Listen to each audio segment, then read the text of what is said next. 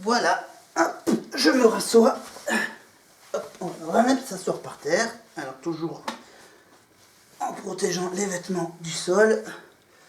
Voilà. Là, je suis peut-être un peu trop bas pour la caméra, mais le principal c'est que vous voyez le bas du tableau. Voilà, je profite évidemment qu'en même temps je surveille la télé, la chaîne parlementaire, l'Assemblée nationale, avec donc la réforme des retraites, la motion de censure, après ces 2 semaines de débat à l'Assemblée nationale, pour donc faire en même temps ma conclusion de cette histoire. On en était donc pour l'histoire de ces fameuses réformes des régimes spéciaux de 2007.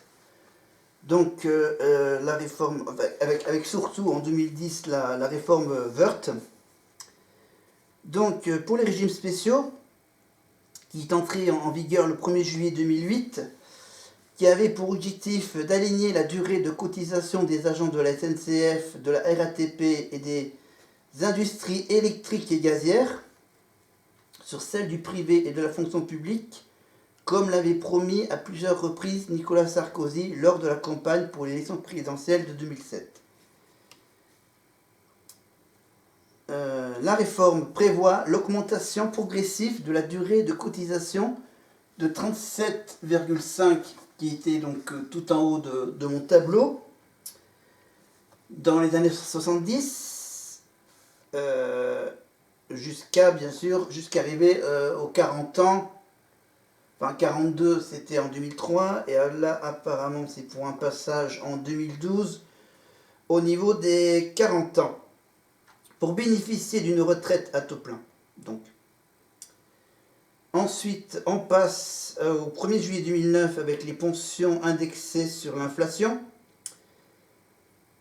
En juillet 2010, et enfin à compter du 1er juillet 2010, a été introduit une décote qui réduit la retraite en cas de trimestre manquant. Voilà, et donc cela revient à étendre à un demi-million de salariés qui échappe encore la réforme Balladur des retraites de 93, comme également la réforme, enfin la loi Fillon, c'était en 2003, avec ses 5 millions de fonctionnaires. Après la réforme des régimes de retraite spéciaux fin 2007, la réforme, donc le rendez-vous de 2008, qui faisait partie du calendrier décidé lors de la réforme de 2003, donc de M. Fillon, avec pour thème principal le secteur privé. Voilà, donc je ne rentre pas dans les détails, on va vite passer. Voilà. Voilà. Les propositions des syndicats n'ont pas été retenues, ce qui les a amenés à organiser une journée de manifestation. C'était, si je ne me trompe pas, le 22 mai 2008 à Paris, avec bien sûr le cortège de la CGT. Les principales décisions prises par le gouvernement dans le cadre de ce rendez-vous furent l'allongement de la... Donc que je retrouve mes crayons. Alors pour que je vous marque donc les décisions. L'allongement de la durée de cotisation à 41 ans. Donc 41 ans, donc là on est en 2008. Voilà. Donc là, hop.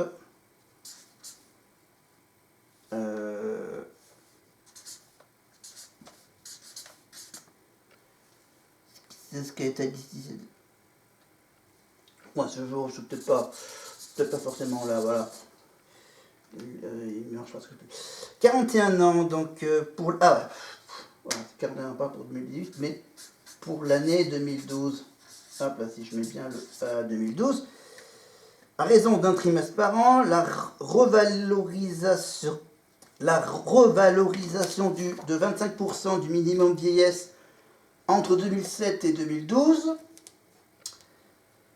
et le rétablissement par la loi d'un minimum de 55 ans pour obtenir la pension de réversion.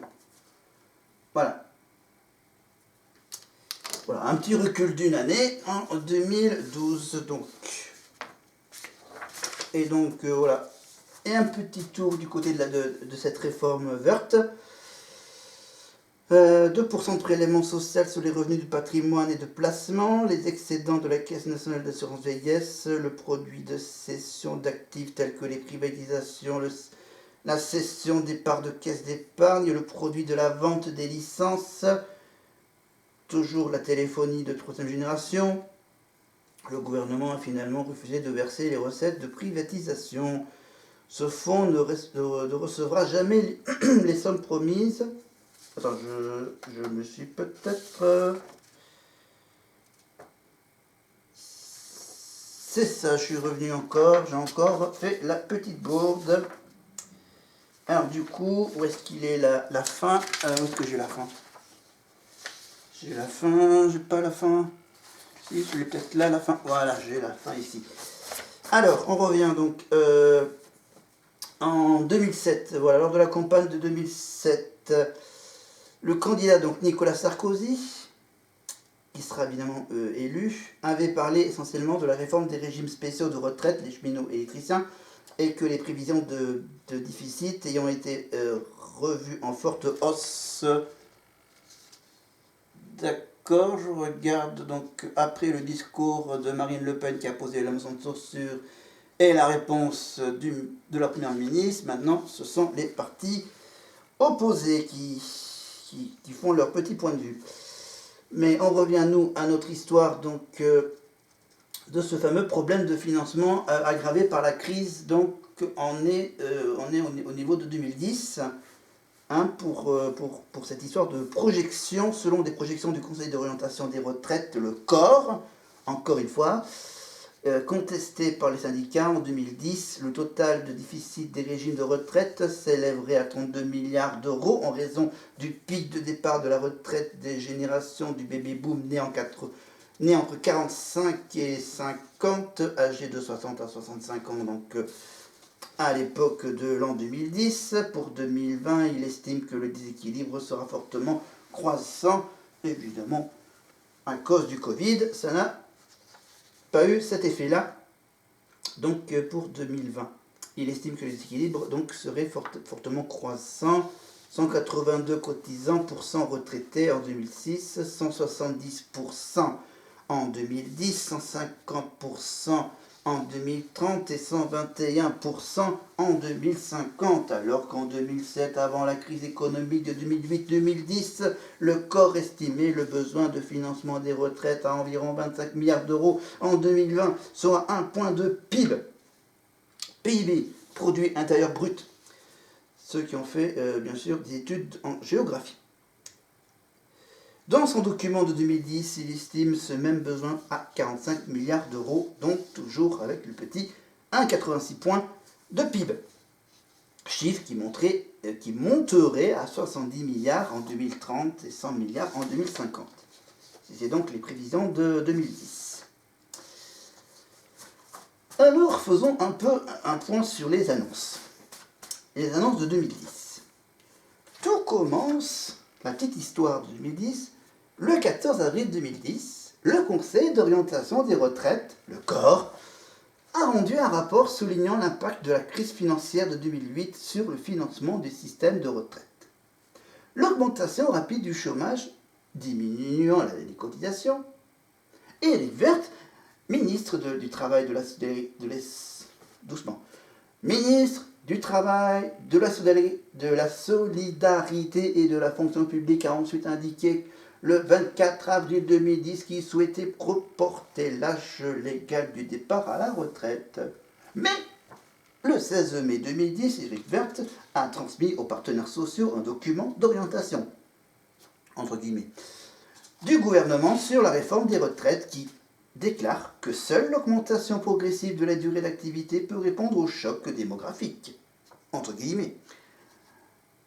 Alors, le 16 juin, Éric Woerth a annoncé le passage de l'âge légal de départ à la retraite à 62 ans contre 60 ans auparavant. Ah oui, ce qui a accentué les grèves contre la réforme française des retraites de 2010, des grèves et manifestations organisées par les 8 principaux syndicats. Parallèlement, d'autres partis politiques ont préparé leur projet de réforme, tandis que l'Union Mouvement Populaire, l'UMP, se prononce pour une augmentation du temps de travail au moyen d'un report de l'âge légal de départ à la retraite. L'opposition, donc que tout le monde connaît, le Parti Socialiste, l'Europe Écologie et le Parti Communiste notamment, propose d'élargir l'assiette de cotisation afin d'augmenter les recettes et de taxer les revenus du capital. En résumé, c'est que l'avant-projet de loi sur les retraites présenté le 16 juin 2010 repose sur 2 principales mesures. Le relèvement progressif en 6 ans à raison de 4 mois par an de l'âge légal de départ à la retraite de 60 à 62 ans. Le relèvement de l'âge de départ sans décote lorsque la durée de cotisation n'est pas atteinte de 65 à 67 ans. Alors, à ces 2 mesures principales s'ajoute une série d'autres points.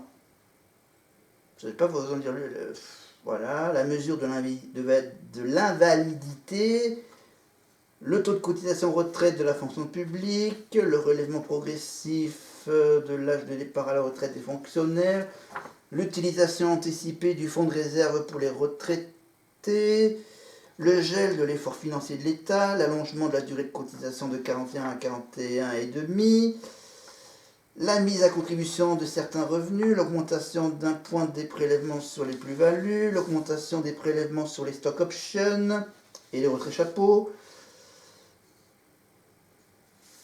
le projet de loi portant la réforme des retraites est présenté le 7 septembre 2010 à l'Assemblée nationale, jour où s'accentuent les grèves contre la réforme française des retraites de 2010.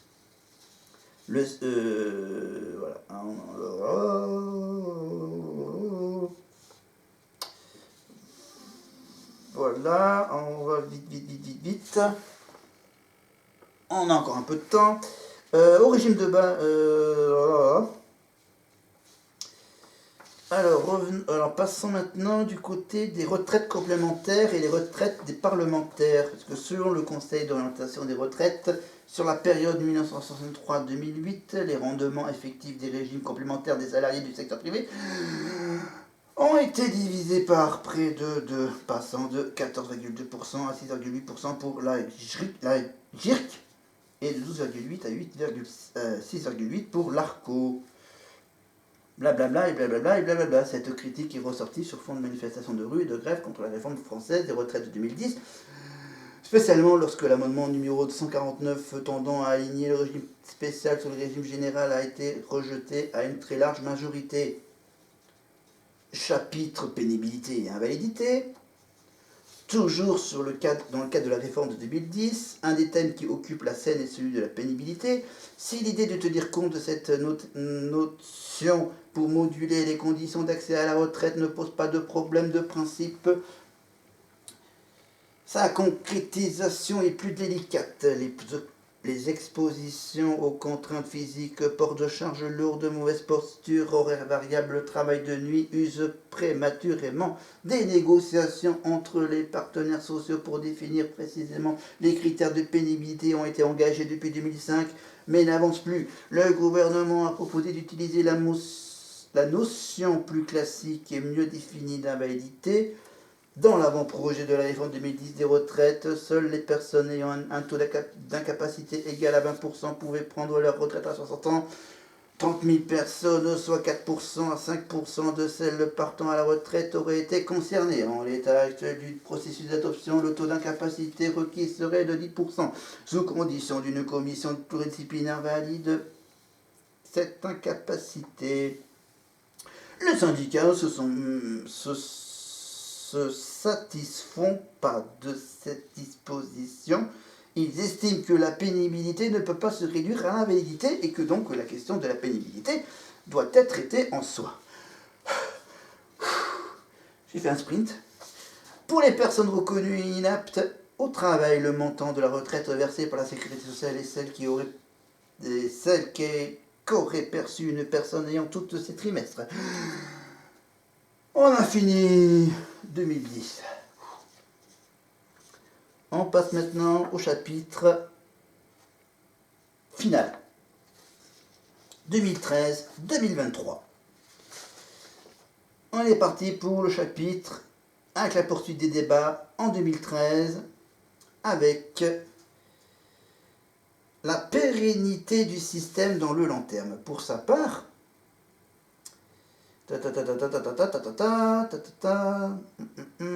cette idée d'un système par points est retenue par Emmanuel Macron et Jean-Paul Delevoye, haut commissaire à la réforme des retraites.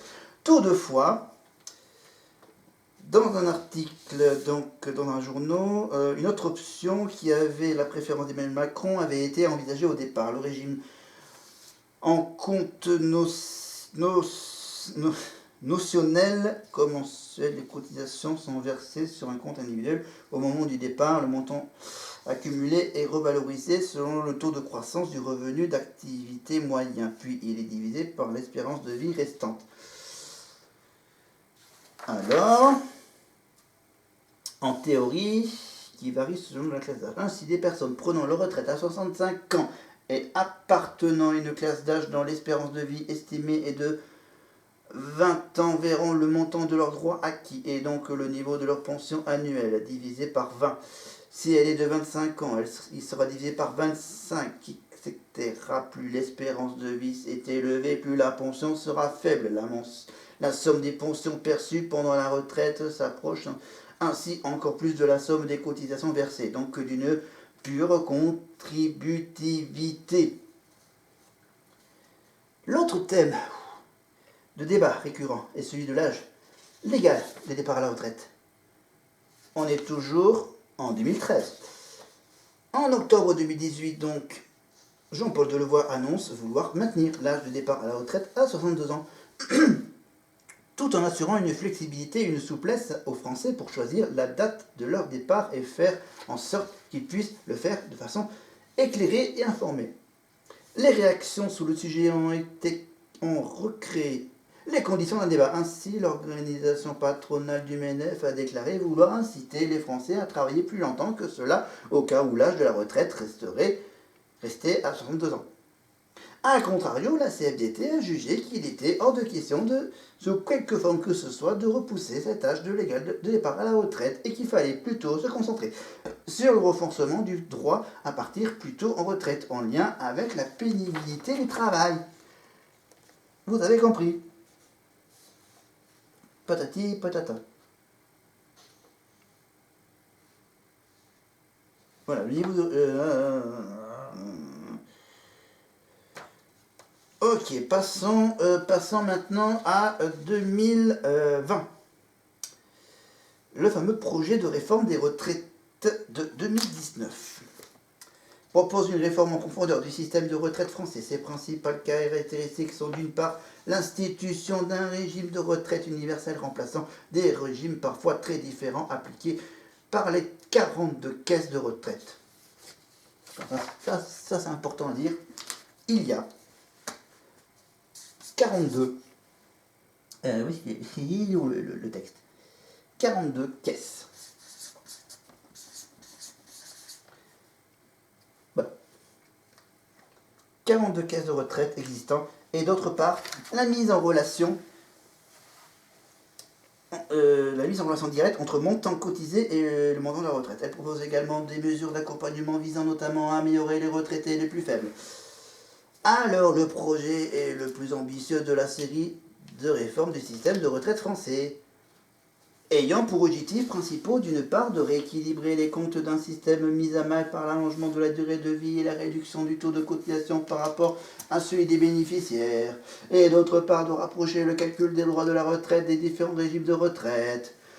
Inscrit dans le programme électoral 2017 du président Emmanuel Macron, le chantier a été engagé avec la nomination en septembre 2017 de Jean-Paul Delevoye comme haut commissaire à la réforme des retraites.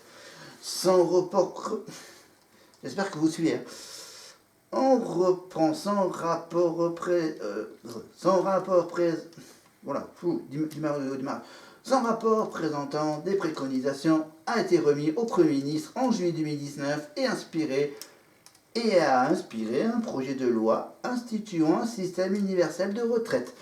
Déposé à l'Assemblée nationale en janvier 2020, adopté en première lecture, ce projet de loi a été reporté suite à l'épidémie de Covid-19. L'objectif annoncé de la réforme est de simplifier un système complexe et de le rendre plus juste, et de faciliter son adaptation aux changements structurels, croissance, rapport actif-retraité, afin de permettre dans le futur un équilibre des entrées et des sorties. Proche de l'équilibre en 2018. Ok, c'est parti pour la droite. Les comptes pourraient se dégrader jusqu'à un montant plafond en 2030, compris entre 7,9 et 17,2 milliards d'euros. La réforme proposée dans un contexte social agité rencontre une forte opposition de la part des principaux syndicats et des corps professionnels les plus touchés par son application. Sur le plan politique, les partisans d'un équilibre des comptes des régimes des retraites s'opposent à ceux qui considèrent que le déficit de ceux-ci constitue une dépense de protection sociale parmi d'autres. Avant de parler évidemment d'aujourd'hui, j'avais déjà commencé bien sûr de vous raconter la petite histoire de l'inflation. Je vous ai donné donc déjà la définition. Qu'est-ce que l'inflation? Et maintenant je vais maintenant vous expliquer quelles sont les causes de l'inflation. Les causes de l'inflation, c'est l'augmentation générale. Je pousse un peu mes feuilles. L'inflation est l'augmentation générale et durable des prix. On ne peut donc pas qualifier d'inflation une hausse ponctuelle des prix. En fait, l'inflation conduit à une perte du pouvoir d'achat de la monnaie. Aussi, elle implique une modification des prix relatifs, donc le rapport de prix entre les biens, car certains prix augmentent plus vite que d'autres et perturbent ainsi la prise de décision. L'inflation est mesurée par un chiffre, le fameux indice des prix à la consommation, l'IPC, qui englobe l'ensemble des prix des biens et services consommés par les ménages. La variation de ce chiffre donne le taux d'inflation. Ça peut être bien sûr sur un an, sur un mois, sur une semaine, pas évident.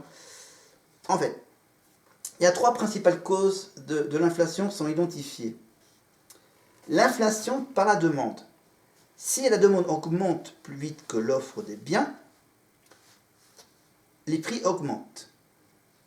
Ça veut dire que les biens sont rares. Elle peut résulter d'une création de monnaie trop importante ou encore d'une augmentation de la population ou d'un effet de rattrapage après une crise. Par exemple, la fameuse pandémie, par exemple, du Covid. L'inflation, ensuite, ça peut être aussi pour cause de l'inflation sur les coûts. Ça veut dire que l'augmentation des frais auxquels doivent faire face les entreprises se répercute sur les prix des biens et des services qui augmentent à leur tour. Il peut s'agir d'une augmentation soit de produits importés, le gaz, l'essence, soit des coûts de production comme les prix de l'énergie ou des salaires.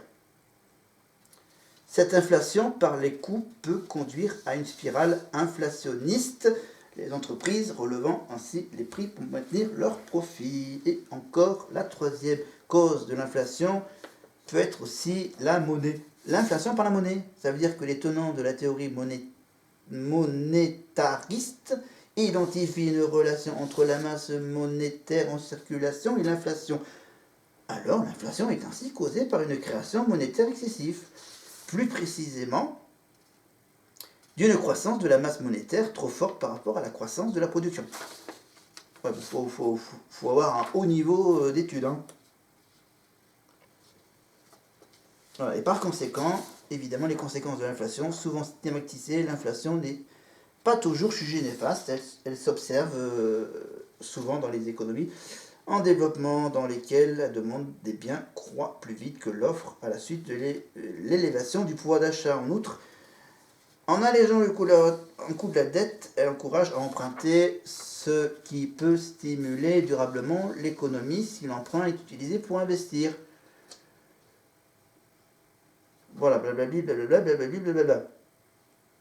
Évidemment, les moyens pour lutter contre l'inflation. Si l'inflation est d'origine monétaire, c'est la politique monétaire qui est le levier idéal en restreignant la masse monétaire. Si l'inflation fait suite à une hausse de la demande, l'État peut réduire les revenus qu'il distribue ou limiter la progression des salaires des fonctionnaires. Par ailleurs, augmenter la capacité des entreprises pour accroître l'offre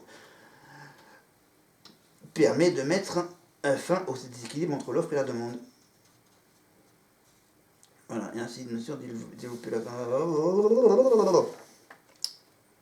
Voilà. Ça, c'est dit. Ok, j'ai peut-être pas beaucoup de temps, mais j'ai quand même pour finir toute l'histoire de 2023. Le début de 2023, donc, où est-ce que je l'ai posé? 2020. Le 2023, il est où? Il est caché. Il est caché dans mes papiers. Je l'ai mis par là. Alors, où es-tu? Je dois l'avoir. Alors, je l'ai. 13. 16, 15,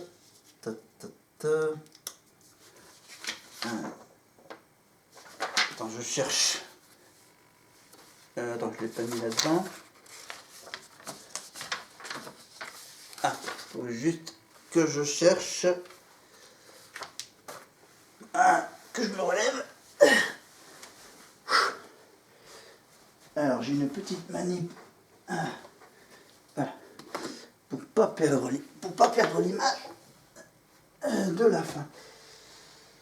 Alors du coup j'ai perdu la feuille que j'avais mis de côté. Bon, mais passons. Voilà, alors qu'est-ce qu'on peut dire? Alors j'ai ça.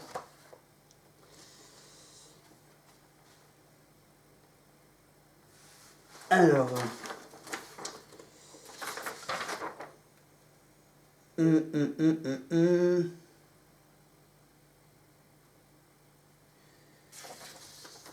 ok, je sais pas pourquoi j'ai imprimé ce morceau de papier. Alors ça, c'est tout le dossier, hop là, gouvernemental sur la retraite. Alors, on va faire un peu l'historique. On va donc la réforme de la retraite. Donc ça, j'en ai une partie ici. Alors, tac, tac, tac. Alors,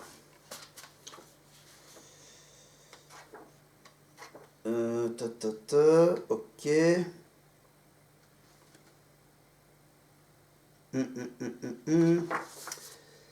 Alors, qu'est-ce que j'ai comme info là-dessus?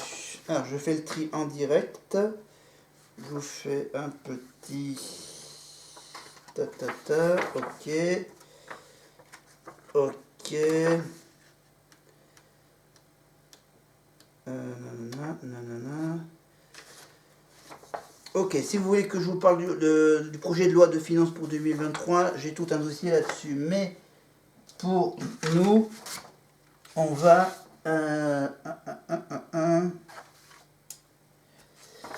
on va faire...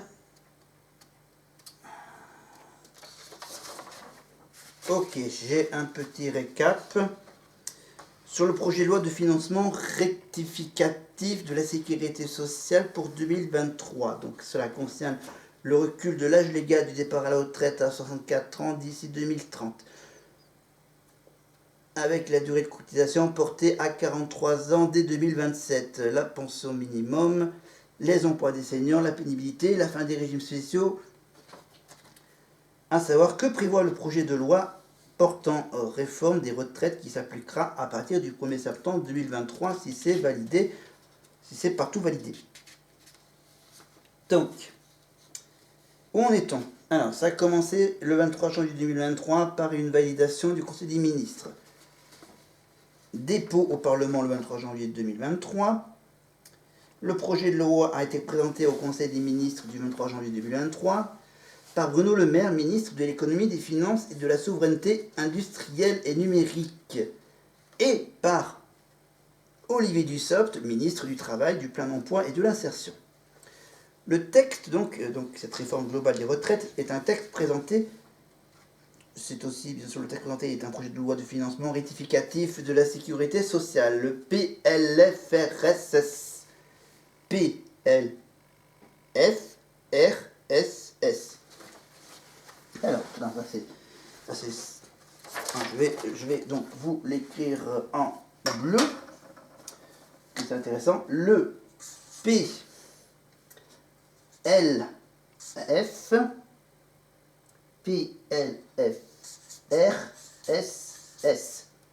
Ouais, bon, ça ne marche pas au Scrabble ou à des chiffres des lettres. Le PLFRSS n'est pas modifié par rapport au scénario retenu dans la loi de finances pour 2023. Le déficit de la sécurité sociale s'établirait à 7,5 milliards d'euros. Ça veut dire, bien sûr, 400 millions de plus par rapport à la loi de financement de la sécurité sociale prévue pour 2023. La trajectoire des comptes sociaux pour les années 2023-2026 est modifiée afin notamment de tenir compte de la réforme. Pour la branche vieillesse des régimes obligatoires de base de la sécurité sociale et du fonds de solidarité vieillesse, l'exécutif prévoit un déficit de 2,6 milliards d'euros en 2023. Alors,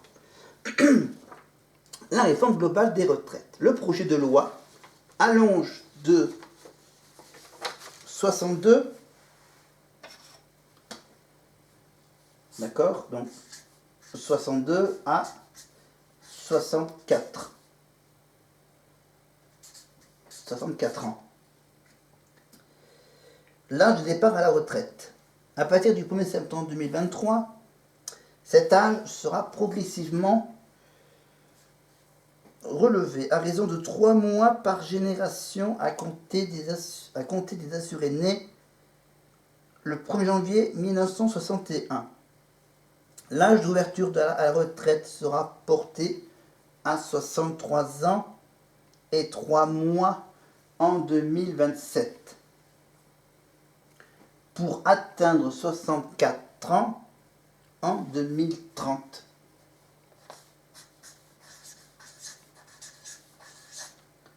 C'est dingue. Et cela, bien sûr, concernera les générations de 68 et les suivantes. Parallèlement, la durée de cotisation pour bénéficier d'une retraite à taux plein sera portée à 43 ans. Donc attends, on a fait quoi? On a fait 37,5. On a commencé à 30.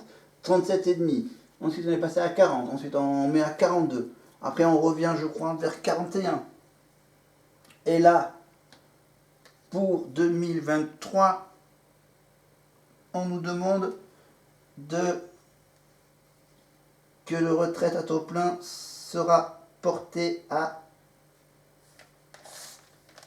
43 ans. Et ça, prévu en 2027. Dès la génération née en 1965.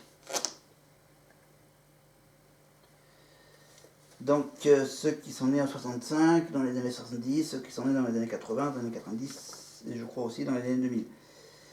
j'aurai peut-être droit à des explications de mon côté sur cette réforme. Sur le truc de la retraite en général. Pour les personnes qui n'auraient pas pu cotiser 43 ans, l'âge de la retraite à taux plein reste fixé à 67 ans. Voilà, juste pour dire que de mon côté, voilà, je vous rappelle que normalement, voilà, je dois au moins continuer à travailler jusqu'en 2050. Voilà. Grosso modo. Et donc, 43 ans, donc pour les personnes qui n'auraient pas pu cotiser 43 ans, l'âge de la retraite à taux plein, sans aucune décote, et donc reste fixé à 67 ans.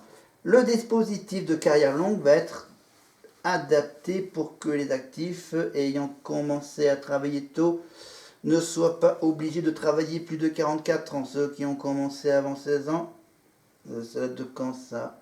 Mois de février. Hein, les infos que j'ai, c'est de mois de février. Donc on va peut-être pas aller plus loin parce qu'il y a eu quelques petits changements.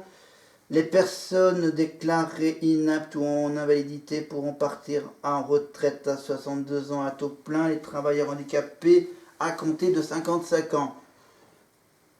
Ok, je suis reconnu travailleur handicapé, mais bon, à voir si en 2050 je serai toujours dans cette catégorie-là. Les salariés victimes d'un accident de travail ou d'une maladie professionnelle pourront, sous certaines conditions, partir à la retraite 2 ans avant l'âge légal à tout plein. Les conditions de ce départ anticipé sont assouplies. Et face aux inquiétudes des partenaires sociaux, le texte retire par ailleurs le projet d'unification du recouvrement des cotisations à un GIRC, à un ARCO. En résumé, alors, ceux qui sont nés, donc le relèvement progressif de l'âge de départ à la retraite à compter du 1er septembre 2023, si tout est validé, ceux qui sont nés en 1960 pourront partir à la retraite à 62 ans, avec 167 trimestres. Avec 168 trimestres, ce sont ceux qui sont nés en début 61, avec les 62 ans de départ à la retraite. 62 ans et 3 mois pour ceux qui sont nés vers la fin des années fin 61, avec 169 trimestres. En 62, pour ceux qui sont nés en 62, ça sera 62 ans et 6 mois. 63, l'année 63, c'est 62 ans et 9 mois. Et c'est aussi avec les 170 trimestres. 172 trimestres, c'est ceux qui sont nés en 65. Ceux qui sont nés en 66, 67, 68, 69 et 70, c'est quasiment du 64 ans, avec les 172 trimestres. Voilà.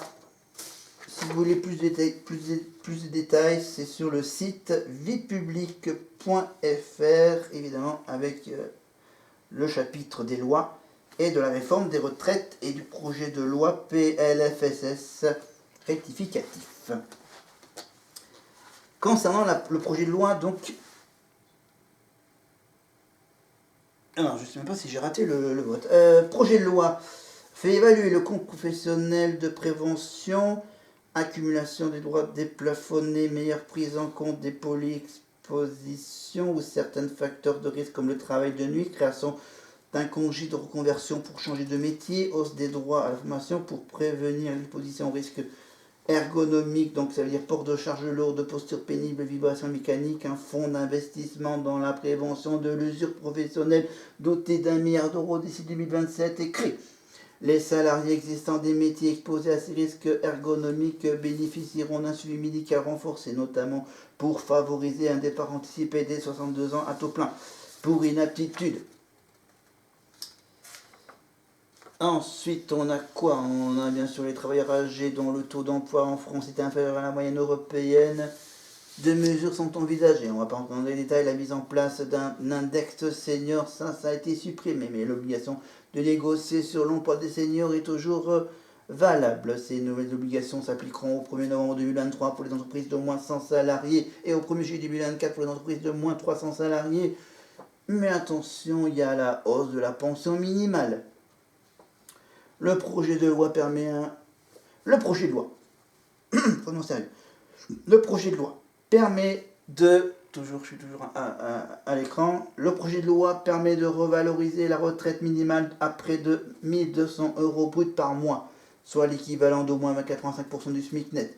Pour une carrière complète cotisée à temps plein au SMIC en indexant le minimum contributif, le MICO, majoré sur le SMIC, les carrières à temps partiel ou haché sont donc exclues. Cette revalorisation devrait s'appliquer à 200 000 nouveaux retraités chaque année à partir du 1er septembre 2023. Elle concernera aussi les retraités actuels et ayant cotisé au moins 30 ans qui verront leur pension augmenter jusqu'à 100 € pour une carrière complète.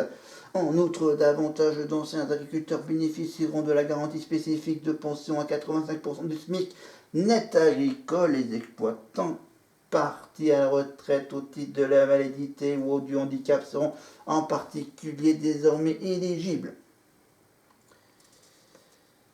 Voilà, il y a aussi le chapitre de la fin de carrière et les situations des parents et des aidants, mais ça on va la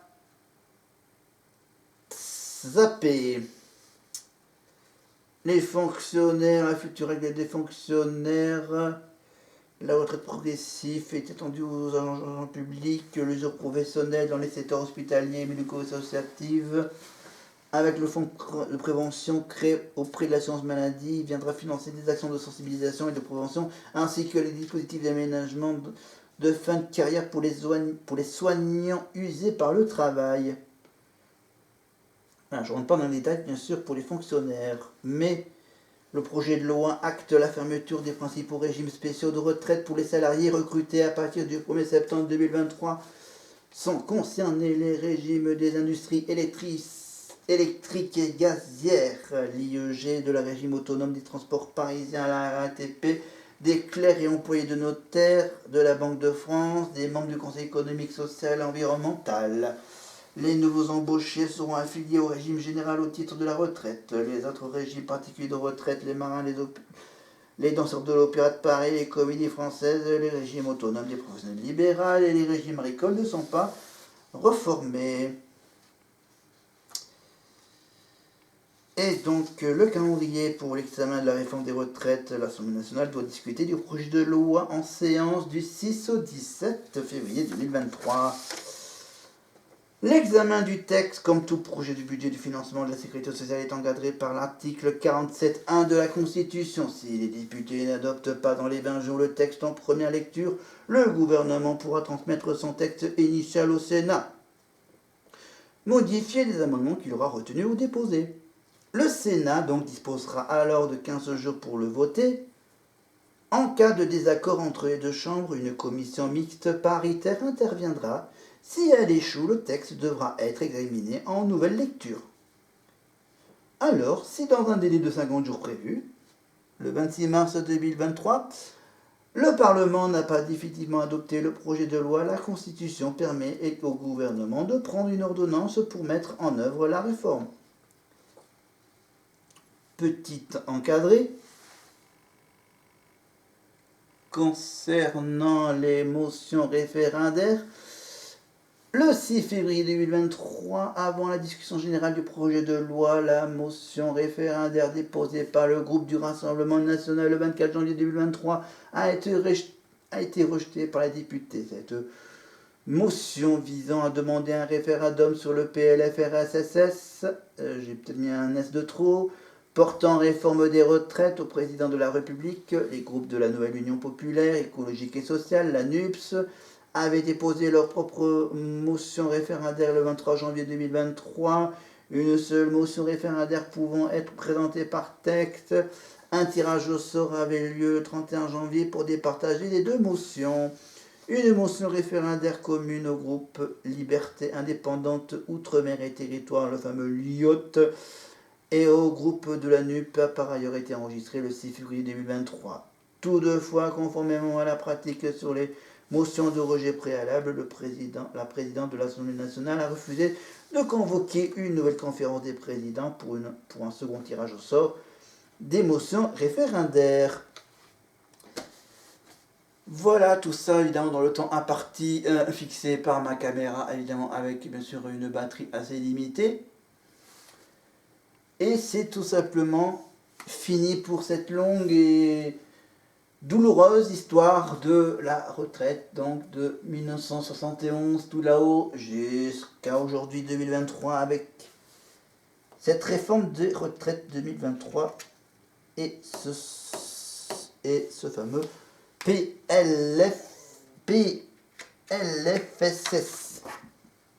J'ai mis un R, je sais pas pourquoi. Mais enfin bref, je vais mettre évidemment ces vidéos en ligne évidemment de façon régulière. Et pour le mois de mars, si vous voulez avoir plus d'infos là-dessus, je vais donc réfléchir à l'éventualité de compléter un peu mon sujet retraite avec tous les autres documents que j'ai en ma possession, des infos que j'ai trouvées évidemment sur les sites du gouvernement, toujours sur la réforme des retraites, toujours sur ces dernières réformes de retraite. Donc là par exemple, là j'ai un document de 2018 qui parle de cette fameuse réforme de retraite avec la loi du 20 janvier 2014 et de cette histoire de compte de pénibilité. Voilà, et je vous rappelle que sur le site du gouvernement, vous avez également tout un gros dossier, le gros dossier donc de cette fameuse justice, équilibre et progrès de nos retraites donc de 2023. Le gros dossier qui fait en gros une bonne quarantaine de pages. Évidemment en lien avec la première ministre Isabelle Borne et le cabinet d'Olivier Dussopt, ministre du Travail, du Plein Emploi et de l'Insertion. C'est un document évidemment qui date du 10 janvier 2023. Avant tous ces moments de discussion, tous ces petits changements, donc je vais essayer de sélectionner quelques petits morceaux choisis de ce fameux document. Voilà, pour parler évidemment des parties qui m'ont interpellé.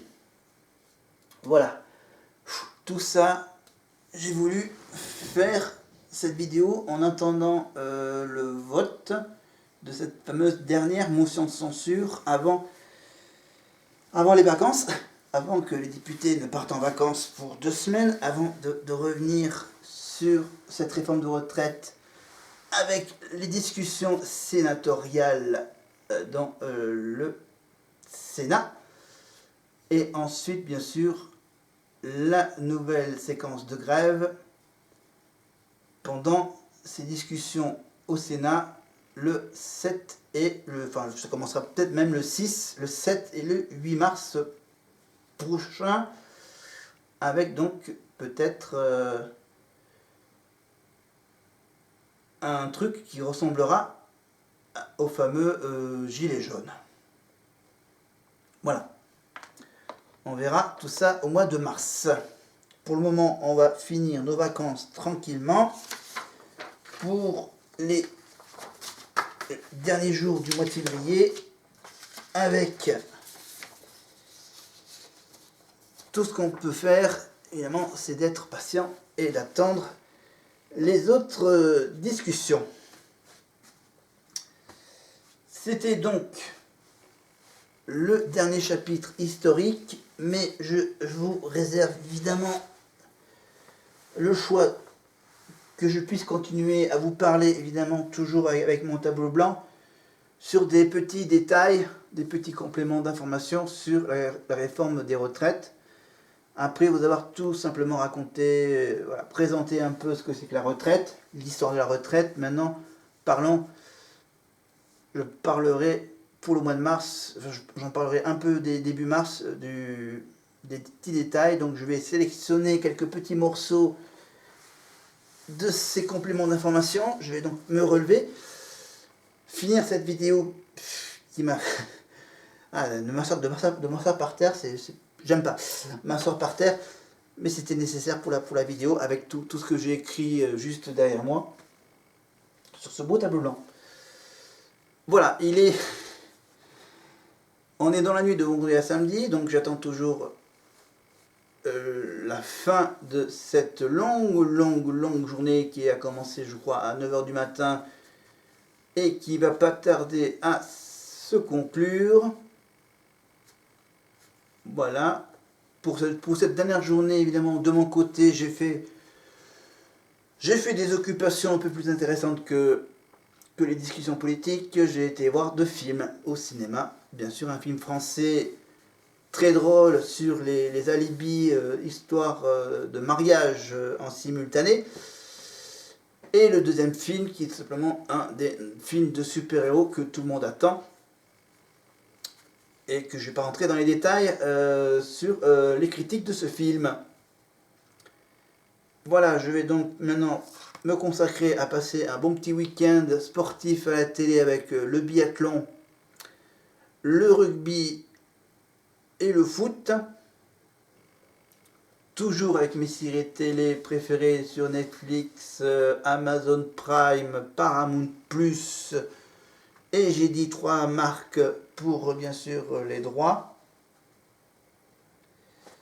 de parler. Donc maintenant je vais donc alors j'attends de savoir, de lire un peu sur les lèvres et sur les mouvements de la présidente de l'Assemblée nationale, voir si c'est le moment de voter. Et apparemment c'est pas encore. Je vais peut-être m'arrêter là et remettre le son pour écouter, voir. Et en plus ça peut être intéressant. Allez, je vous laisse. Oui, pas oublier bien sûr de vous abonner, de cliquer sur la cloche, de mettre des commentaires sur tout ce que je viens de dire. Et voilà, de passer encore de bonnes vacances. Après ces moments de grève, ces moments d'interrogation, d'incertitude sur ce qui se passe au niveau politique, au niveau institutionnel. Maintenant, on fait une petite pause et on pense à autre chose. On pense à fêter Mardi Gras, à faire des gaufres et à se déguiser, bien sûr, pour le carnaval. Allez, moi je vous dis à plus tard. Bye bye, au revoir. Oups. Hop là, j'arrive.